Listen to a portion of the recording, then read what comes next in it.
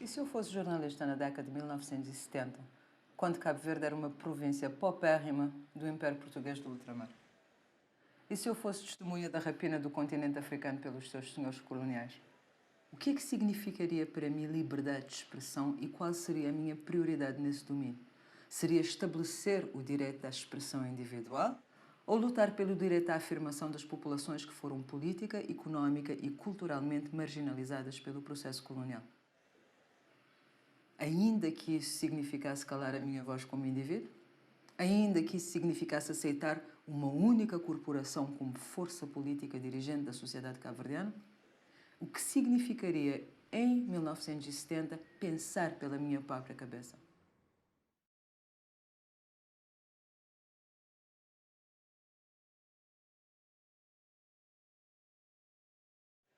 Portanto, esta é a minha mãe, este é o meu tio Manecas.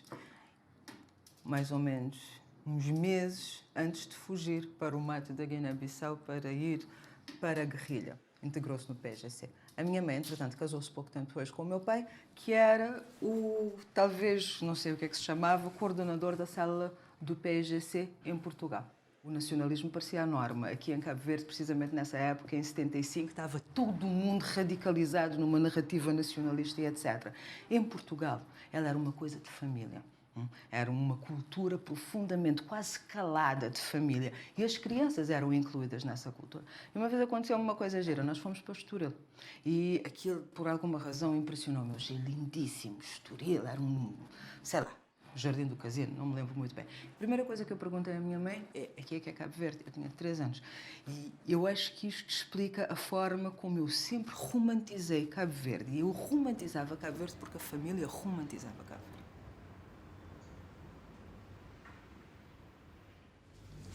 Aqui está o meu pai, João Batista,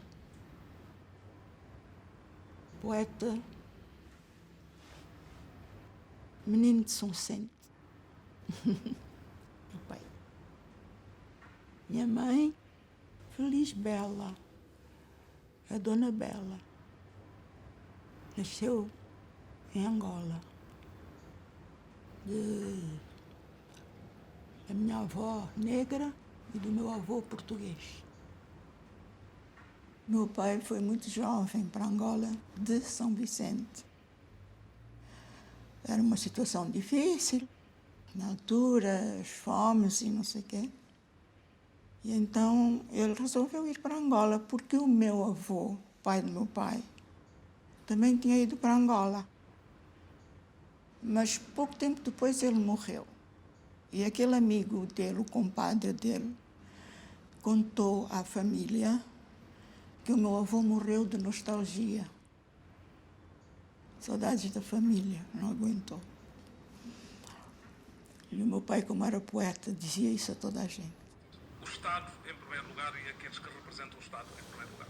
Ulisses Correia Silva torna-se no 5º primeiro-ministro de Cabo Verde, desde 1975, depois de Pedro Pires, Carlos Veiga, Gilberto Rosário e José Maria Neves. José Ulisses Correia Silva é presidente do MPD desde junho de 2013, tendo levado o partido à vitória nas eleições legislativas de 20 de março. A cerimónia de posse de Ulisses Correia Silva como primeiro-ministro e o resto do elenco.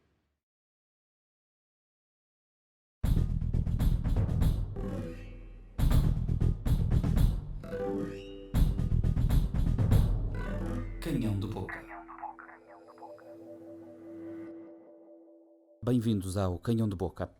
Temos connosco, nesta edição, Amélia Araújo e Rosário da Luz. As suas lutas são próprias de cada tempo, mas são, na sua essência, lutas comuns. Amélia Araújo, uma das vozes da Rádio Libertação, que deu corpo à luta de libertação da Guiné-Bissau e Cabo Verde entre 1964 e 1973. E Rosário da Luz, uma das vozes que incorpora a informação crítica como luta de desconstrução contemporânea em Cabo Verde.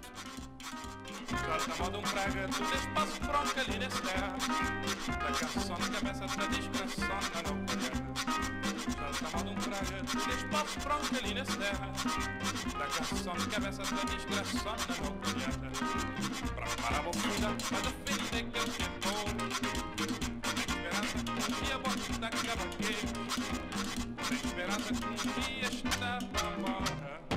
Escata bem mais, escata bem mais, nossa vive para parar a moçada, para defender que ele quer de bom. Esperança que um dia bota a casa aqui, esperança que um dia está para embora. Escata bem mais, nossa vive escata bem mais, nossa vive.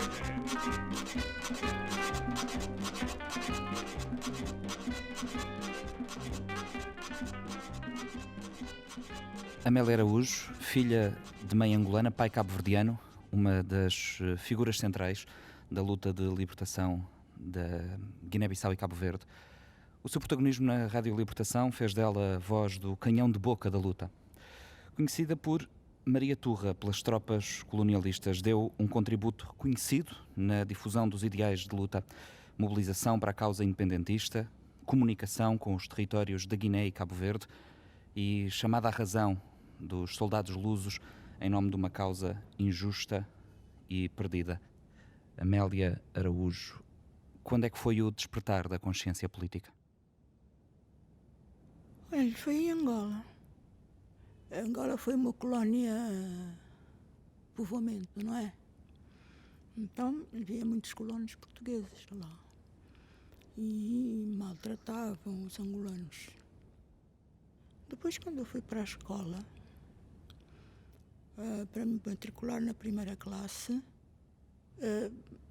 cheguei lá à escola toda bem arranjadinha, apesar de sermos uma família modesta. Quando eu entrei, eu vi à volta da sala, que era uma sala enorme, muitos meninos, sujos, rotos, descalços, a tentarem matricular-se também. Por acaso, chamaram-me a mim primeiro. E eu fui responder. E o senhor perguntou-me: a menina fala português ou crioulo? Oh, desculpe. Fala português ou quimbundo? Perguntou-me: come na mesa ou no chão? Dorme na esteira ou na cama? Quando ele acabou de fazer essas perguntas, eu voltei para a minha tia, que ia comigo, e disse-lhe: eu aqui nesta escola não fico. Essas coisas marcam, porque eu vi que aqueles meninos todos que estavam à minha volta não tinham hipótese nenhuma de se matricular, porque a política do obscurantismo é que beneficiava o colonialismo português. Essa memória acompanhou-a durante muitos anos.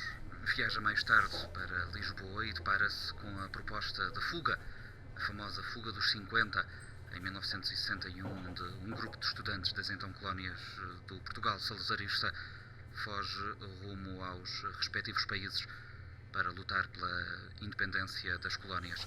Como é que reagiu a essa proposta de fuga? Eu disse: claro que estou. Ainda bem que cheguei no momento certo e na hora certa, para não ficar de fora. Mas vou com uma condição: de poder participar nessa luta. Ok. E assim foi. Depois fomos preparando as coisas e fugimos. Quando chega a Conakry, em 1964, é indigitada para trabalhar no secretariado e na Rádio Libertação. Assume, então, a difusão dos ideais do Partido Africano para a Independência da Guiné e Cabo Verde, o PAIGC, e torna-se uma das vozes da libertação.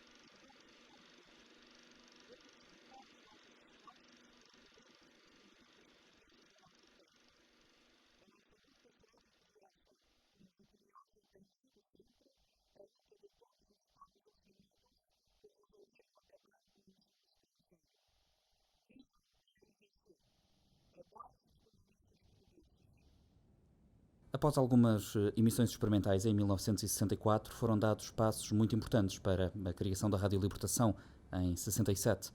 Estes serviços de radiodifusão quebraram o monopólio da informação que era exercida pela força colonial. Muitos dos seus camaradas colaboraram enquanto técnicos, locutores e produtores da rádio.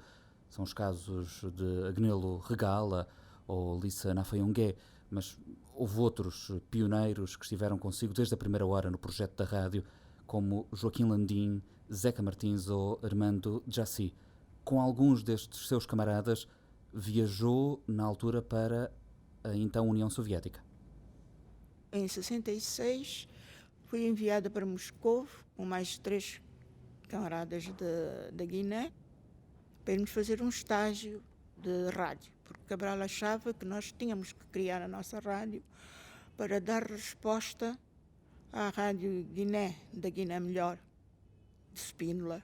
Voltamos com um pequeno emissor que os soviéticos na altura, né, nos deram, e um caminhão que era estúdio também, onde gravávamos. Como é que foram as primeiras emissões? As primeiras emissões foram emissões experimentais, né? Porque nós tínhamos a rádio soviética que não tinha potência suficiente para chegar a todas as regiões da Guiné e muito menos a Cabo Verde. Então eram palavras de ordem do partido com música de Cabo Verde, música de Guiné, não passava disso 15 minutos, meia hora. Depois, a partir de 1967, começamos a fazer programas a sério, com equipamentos mais modernos, que eram modernos naquela altura, e as emissões passaram a ser emissões de meia hora, todos os dias. E havia aos sábados um programa que era um programa infantil para os meninos, que era feito pela Escola Piloto.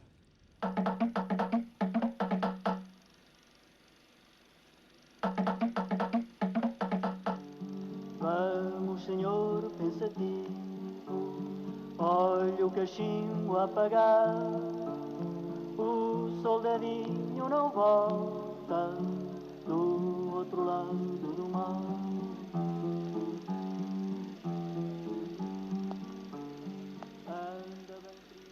Soldado português.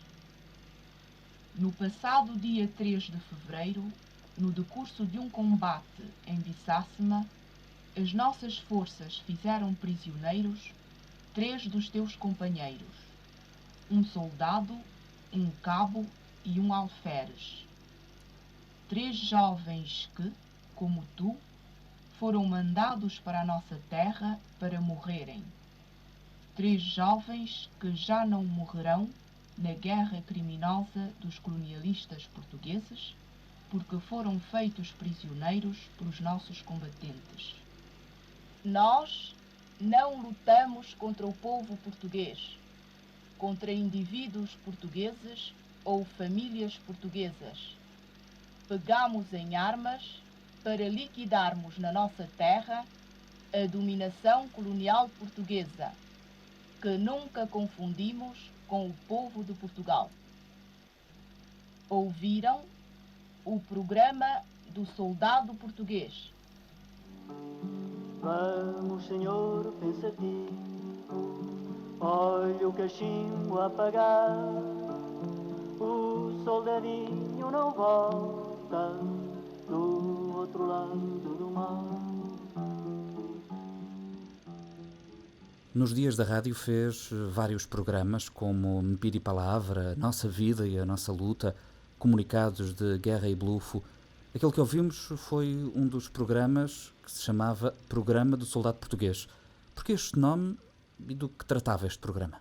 Tinha por objetivo chamar à consciência dos soldados portugueses para a guerra injusta que estavam a fazer Portanto, estavam a sacrificar-se, a morrer, por nada, por um capricho do colonialismo português. Tínhamos os jornais portugueses que traziam a lista dos mortos na Guiné e a gente lia a lista para eles ouvirem. Era também um bocado psicológico, não é? Ficou conhecida como Maria Turra. Sim. De onde é que veio este nome? Esse nome veio através de um desertor português, que era da Madeira.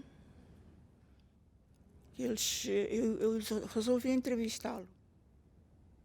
E ele, quando chegou ao estúdio, olhou para mim e disse: a senhora que é Maria Turra, mas a senhora é portuguesa. Eu disse: veja lá bem para mim, eu não sou portuguesa. Ele disse: não, a senhora é portuguesa, a senhora que é Maria Turra. Eu disse: assim é que vocês me chamam. Foi assim que eu fiquei a saber que era Maria Turra. A entrevista com o jovem era muito jovem. Não cheguei a pôr porque achei que não devia. Eu disse-lhe assim: imagina que um país estrangeiro invadia Portugal. E claro que tu ias defender a tua terra. E ele disse: eu ia defender a Madeira. A ver, ela era analfabeto, um jovem. E então eu resolvi não pôr isso na rádio. Que achei que era tão triste que não pus. Agnel Regala, Ministro da Comunicação Social na República da Guiné-Bissau, também ele, combatente da liberdade da pátria, foi locutor e redator da Rádio Libertação. Agnel Regala, como era ouvida Amélia Araújo? Era Amélia Araújo e Joaquim Landim Monteiro. Eram os dois elementos mais fortes da Rádio Libertação, que emitia em língua portuguesa, em crioulo e nas diversas línguas nacionais. Balanta, Mancanha, Manjaco, Fula e outros, porque as mensagens eram dirigidas aos diferentes elementos do nosso xadrez étnico-cultural que existia. Mas, de facto, Amélia Araújo deixou marcas terríveis. O chamar-lhe a Maria Turra era um bocado, quer dizer, não era uma ofensa. Eu penso que era um elogio e que mostrava, de facto, a preocupação que ela constituía, através da sua voz, através das mensagens que divulgava, uma combatente extremamente forte e aguerrida. Porque pode-se pensar que, de facto, o combate, a luta, é daquilo que se dizia. As pessoas que estavam na frente de combate, esses eram os verdadeiros combatentes. Mas a grande verdade é que era a miscelânea das diversas frentes, aqueles que estavam na frente de combate, aqueles que estavam na frente da educação, aqueles que estavam na componente de mobilização e de sensibilização, que era a comunicação social, eram elementos, de facto, fundamentais. Qualquer uma dessas peças que falhasse, a luta poderia estar comprometida.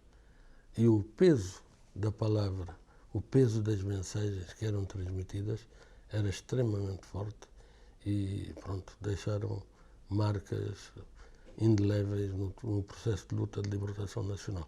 Talvez não se dê a importância que se deveria ter dado a esse sector, mas foram ações heroicas. A rádio desempenhava um papel importante na desmistificação da política de sorriso e sangue que era praticada pelos colonialistas. Como é que era visto este instrumento político da luta e que importância que ele teve? Olha, a importância era tão grande que Cabral dizia que a Rádio Libertação era o canhão de boca do PAIGC. Por aí já pode ver a importância que tinha, porque nós levávamos aos nossos camaradas que estavam nas frentes de combate informações sobre o que se passava numa das frentes. E isso encorajava-os a fazer a sua luta. Outra coisa que eu achei que era importante é que nós transmitíamos não só em português, mas em todas as línguas principais da Guiné. Crioulo, balanta, mandinga, fula, etc. Mas o crioulo teve importância porque passou a ser a língua de unidade nacional. E eu acho que foi uma forma de união dos povos da Guiné, o crioulo. A luta estava organizada em 4 frentes: diplomática, clandestina, militar e as zonas libertadas. Estas últimas implicavam o envolvimento dos militantes em diferentes áreas de intervenção, como saúde, informação, defesa popular, educação ou cultura.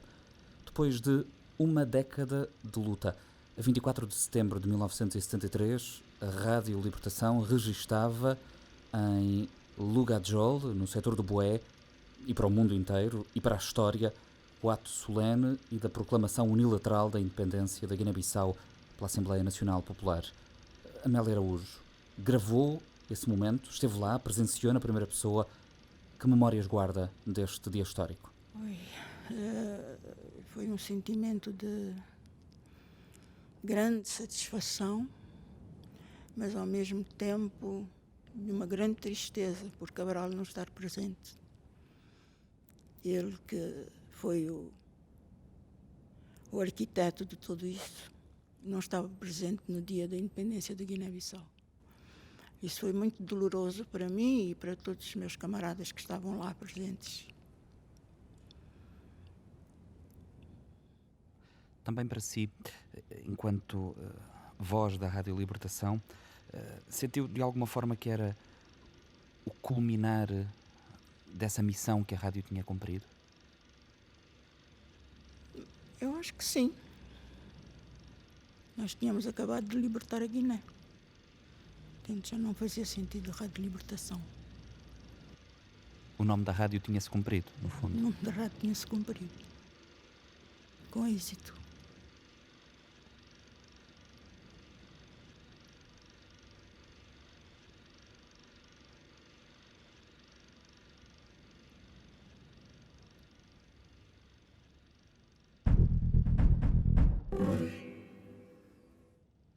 No caso de Cabo Verde, foi diferente.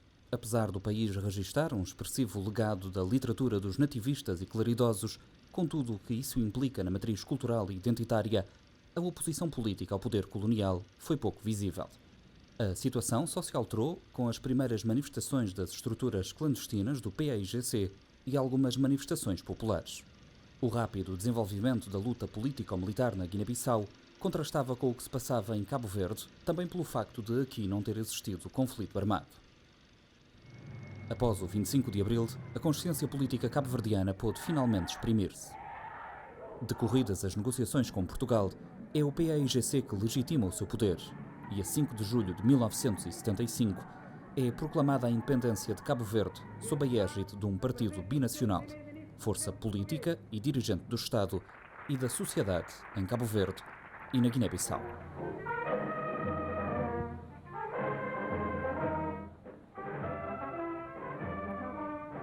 Amélia Araújo também presenciou a proclamação da independência de Cabo Verde. Como é que recorda esse momento? Quando cheguei a Cabo Verde, em 75, que eu fui assistir à independência de Cabo Verde, eu vinha da Guiné, e fiquei apavorada. Eu cheguei ao Sal e parecia que eu estava numa paisagem lunar. Não havia nada. Depois, quando viemos para a praia, um camarada nosso, João Pereira, levou-nos a dar um passeio ao interior ao interior da praia, de Santiago.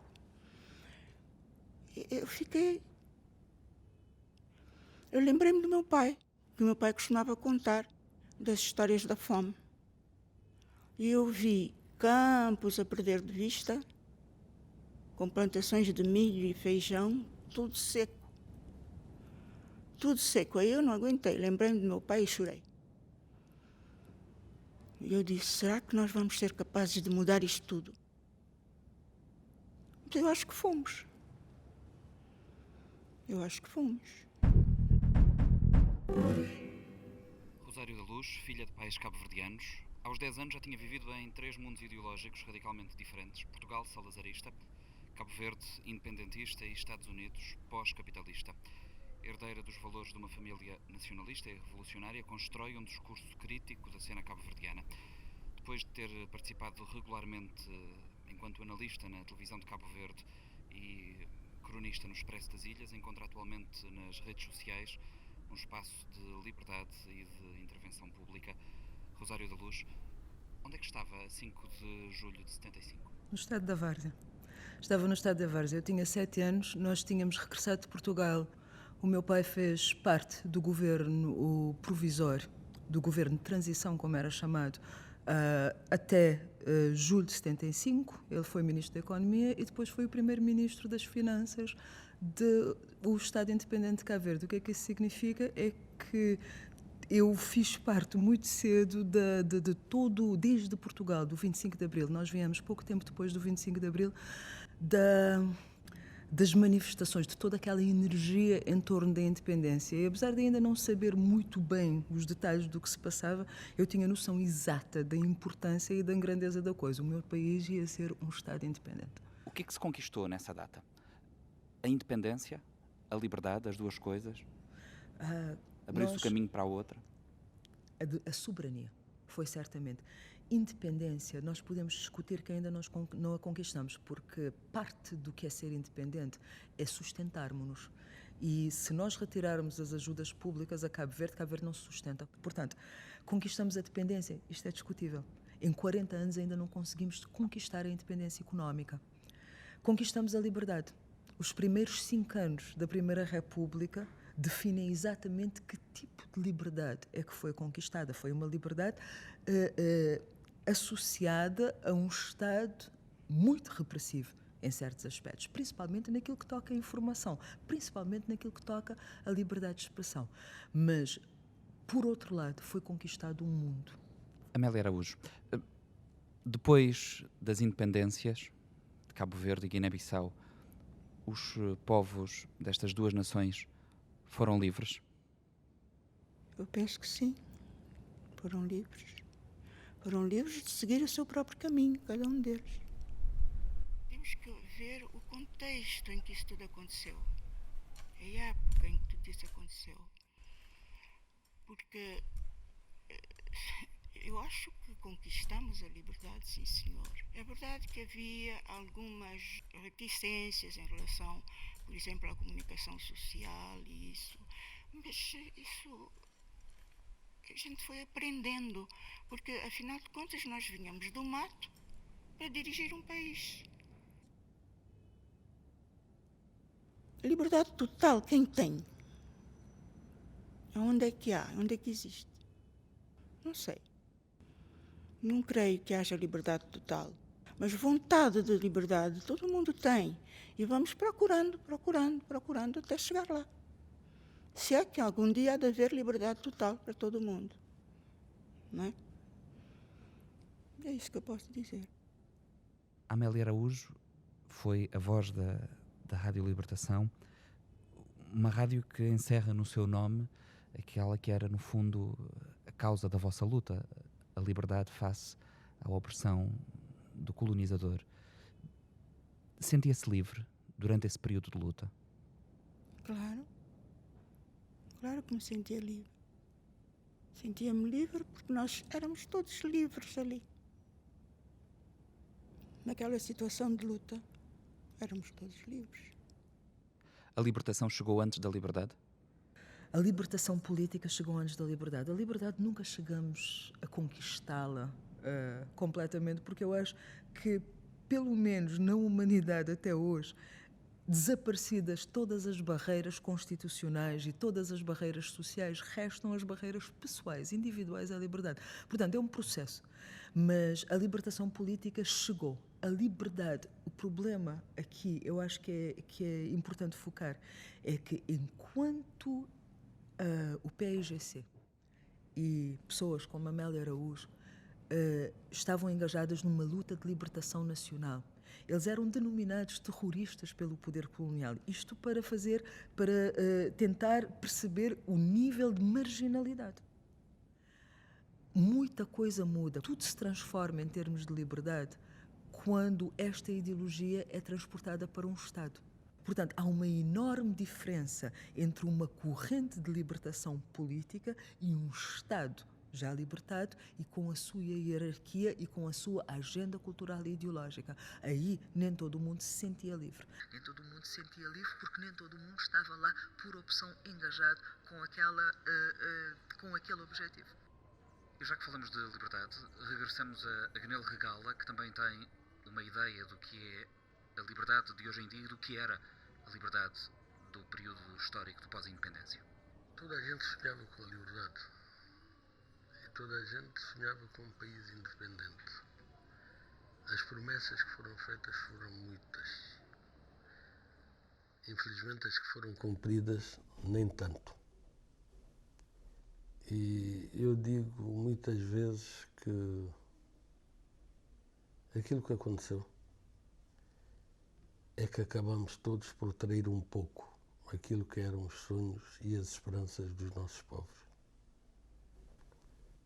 Não o digo com mágoa porque a luta continua e eu penso que nós tínhamos a obrigação de ter feito muito mais, de não nos deixarmos obnubilar pelas riquezas, pela ostentação, que infelizmente muita gente considerou que, acabada a luta, também tinham direito às mordomias e esqueceram-se das promessas que foram feitas. Daí termos traído todos um pouco. O sentido revolucionário, progressista, perdeu-se um pouco com as independências. Os interesses acabaram por se sobrepor às ideologias e estamos aí. Rosário da Luz, em que medida é que a liberdade se transforma quando a ideologia é transportada para um Estado? Os Estados repressivos tradicionais matam, torturam, aprisionam as pessoas sem qualquer culpa formada. O Estado de Cabo Verde foi um Estado extremamente autoritário. O PAIGC era a força dirigente da sociedade e determinava o discurso social, aquilo que era permitido, o discurso informativo, o discurso científico. Mas, Rosário, hoje em dia pouca gente se refere a esse momento com a frieza com que o fez. Estamos, no fundo, a falar de 15 anos de governação sob a égide de um partido único que se consolidou através de uma quase superestrutura jurídico-política com mecanismos de controle social. Este pragmatismo com que analisa a época histórica não tira, de certa forma, a grandiosidade ao momento? Para determinadas pessoas, principalmente para as cliques que têm um interesse direto nas narrativas independentistas, essa grandiosidade só pode ter um guião. Essa grandiosidade não pode ter vozes dissonantes. Eu lembro-me quando nós viemos para São Vicente, as paredes eram pichadas de coisas tipo cachorro tospe, que era o pessoal da União Democrática de Cabo Verde, nomeadamente a UDC, o CID, que eram formações que discutiam a forma como Cabo Verde deveria ser independente. Cabo Verde era um país que era considerado inviável e muita gente tinha um medo enorme da independência, porque significava o fim da processão de Portugal, por mais falhada que esta fosse, mas era alguma segurança psicológica. Portanto, e eu vi que a narrativa de independência fez um bulldozer desta gente, tirou-os completamente do caminho em termos simbólicos. Portanto, essa grandiosidade é uma coisa que muitos acham que deve ser protegida, mas já foram 40 anos.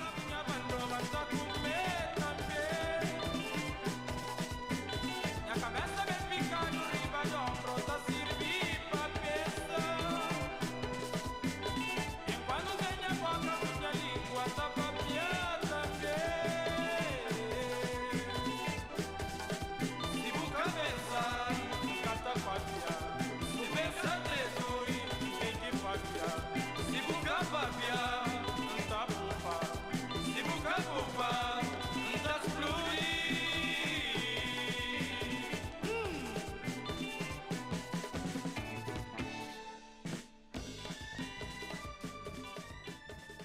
Rosário da Luz, esta música que ouvimos fala de coisas de que se falava um pouco à época em que ela foi gravada, uma música dos anos 80. Pois. Fala de democracia, fala de enquanto eu tiver a minha boca e a minha língua eu falarei. E isto caracteriza um bocado o tipo de Estado autoritário que se vive em Cabo Verde. Porque estamos a falar de um conjunto extremamente conhecido, Bulimundo, foi responsável pelo renascimento da cultura de Santiago, do batuque e da tabanca na música popular. Aquilo que tinha sido antes humilhado, tabanca que até subia à praia, não subia ao platô, à habitação das classes privilegiadas, a tabanca de repente e o batuque passaram a ser elementos centrais da música popular cabo-verdiana. E o Bulimundo era um grupo extremamente mediático para a época. Portanto, não teria passado despercebido, mas passou. Nos anos 80 falava-se, talvez, se não pela primeira vez, seria uma das primeiras vezes em que se falava com mediatismo de questões como a democracia e a capacidade de pensar pela própria cabeça, mas o verdadeiro movimento que levou à instalação de uma democracia em Cabo Verde chega mais tarde. Em que momento é que as coisas começam a mudar e em que se percebeu que o sistema de partido único estava esgotado? Eu acho que não foi internamente. Esta percepção não surgiu internamente, surgiu como parte de um movimento internacional. Ao longo da década de 80, a posição política de Cabo Verde era uma posição não alinhada. Portanto, mantinham-se relações com ambos lados da Guerra Fria. Em termos do movimento não alinhado, nós tínhamos cooperação e donativos, não só do bloco americano, mas como do bloco soviético. Esses blocos começaram a desaparecer. E quem são os novos doadores? Os novos doadores são as instituições marcadas pelo liberalismo nos Estados Unidos, o Banco Mundial e o FMI, e esses novos doadores têm interesses estabelecidos em economias liberais, capitalistas, com um setor empresarial forte e uma constituição democrática. As eleições de 91 deram origem a um novo situacionismo. Mudou o partido político à frente dos destinos do país. Mudou mais alguma coisa? Mudou a própria Constituição da República. Não, quando eu digo que nós temos que desconstruir e saber exatamente o que foi conquistado, não é que as mudanças não tenham sido cataclísmicas, foram. Aquilo que me possibilita... Cataclísmicas é uma palavra forte. É uma palavra forte e é ponderada. É uma palavra ponderada. Aquilo que aconteceu com a independência, a possibilidade de nós construirmos uma narrativa local, com prioridades locais, nomeadamente a erradicação da fome.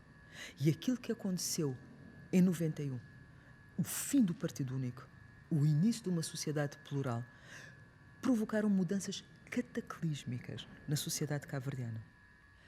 E quando essa insegurança se confronta com a necessidade de desconstruir certas histórias que lhe dão segurança, a independência foi ganha com heroísmo, a independência foi ganha com esforço, a democracia foi ganha com o esforço cívico do cabo-verdiano. Quando nós nos confrontamos a nossa insegurança com as narrativas que nos dão segurança, há um certo stress. Mas é preciso ultrapassá-lo, é necessário ultrapassá-lo. Todas as sociedades têm que ultrapassar as suas narrativas de origem. Essa liberdade de pensar, essa liberdade de expressão que foram aquelas que terão ficado por conquistar no pós-independência, conseguiram-se quando? Essa liberdade de expressão ainda não se conseguiu, eu acho. Eu sinto isso na pele pela minha atividade. Eu não posso dizer que eu fosse corrida de televisão, mas depois de algumas intervenções polémicas do lado dos poderes políticos estabelecidos, eu fui desconvidada. O que é que isso significa? Significa, por um lado, que o Estado de Cabo Verde ainda convive muito mal com opiniões divergentes. Por outro lado, significa que o cidadão cabo-verdiano, a cidadã cabo-verdiana, já conquistou espaço suficiente para falar sem ser perseguida. Portanto, aquilo que foi conquistado foi imenso. Agora falta conquistar a convivência cultural com a dissensão e com a democracia. Ainda permanece a ideia que ou estás comigo ou estás contra mim? Não pode haver um meio termo? Cabo Verde não é só um sítio politizado, é um sítio partidarizado, altamente partidarizado. Mas temos que perceber também como é que as pessoas voluntariamente se autocensuram, precisamente para não deixarem de ser convidadas para as coisas, precisamente para não deixarem de ter trabalho no Estado, porque o Estado monopoliza a economia. Nós temos que perceber as dificuldades da democracia, da liberdade de expressão cabo-verdiana, na ótica de que o Estado continua a ser o principal agente económico. Quando não for, isto vai mudar radicalmente. Uma certa cultura assistencialista que ainda persiste, em particular em alguns setores, é um limite, é um entrave ao desenvolvimento de algumas das liberdades? Absolutamente. Cabo Verde fala de liberdade de expressão, mas o que nós precisamos é de uma revolução económica que potencie essa liberdade de expressão, porque as pessoas deixam de ser empregadas pelo Estado e passam a ser empregadas de privados. E as circunstâncias internacionais não empurram o país para essa mudança, à semelhança do que aconteceu noutros períodos históricos, na independência, na chegada da democracia? Nós estamos, de facto, num momento internacional também bastante. Estamos a ver o que está a acontecer na Europa pós-crise, na Grécia, em Espanha, em certa medida em Portugal. Estamos a ver uma nova relação com a política, uma nova relação com a democracia representativa que o povo já começou a ver como algo de corrupto, como servidor de interesses corporativos. Eu acho que o que vai afetar radicalmente o governo de Cabo Verde, o Estado de Cabo Verde, em termos de fora, em termos de dinâmica gerada de fora, vai ser a redução inevitável, dramática e inevitável da ajuda externa. Vai obrigar o Estado de Cabo Verde a repensar a sua ideologia económica e vai obrigar o Estado de Cabo Verde a financiar-se de outra forma, nomeadamente com investimento privado. Mas eu acho que antes disto acontecer, nós vamos entrar em ruptura. Rosário da Luz, escrever a história ou contar a história do período imediatamente após a independência é um exercício difícil de fazer ainda hoje. Passaram pouco mais de 4 décadas. A história nunca pode ser escrita por quem a viveu. Eu acho que sim, que é um exercício extremamente difícil. A independência nacional não foi batalhada cá, foi batalhada no exterior, na diplomacia e nos matos da Guiné-Bissau. Portanto, ela foi importada, quase culturalmente importada, simbolicamente importada para Cabo Verde. O cabo-verdiano não a tinha vivido. O guineense sentiu a guerra e mesmo a libertação. Ele foi beneficiar da Rádio Conakry, ele foi beneficiar das escolas do mato, ele foi beneficiar de serviços de saúde imediatos antes da independência. Ele já tinha sido administrado pelo PAIGC antes de 74, 75. Cabo Verde não. Cabo Verde, o PAIGC foi uma importação simbólica e, enquanto tal, ela teve que ser feita de forma extremamente intensa. O mato teve que ser romantizado, os heróis tiveram que ser romantizados. E o que acontece é que reescrever esta história agora vai mexer num conjunto de interesses estabelecidos. Interesses de homens velhos, interesses de homens que estão preocupados com os seus legados, interesses de revolucionários e revolucionárias que agora têm 80 anos e que não querem ver a história reescrita depois deles. É uma questão, reescrever essa história é difícil de facto. Eu acho que aquilo que Cabo Verde precisa agora é perceber o seu processo histórico, independentemente dos traumas que o autoconhecimento traz, independentemente da discussão de certas temáticas, como, por exemplo, uma das temáticas que vigoram é a relação de Cabo Verde com a África. Porque nunca ninguém a pensou de forma pragmática. Nunca ninguém a libertou da alegada grandiosidade do panafricanismo independentista. Portanto, a nossa sobrevivência cultural depende de questionar coisas que antes não eram questionadas.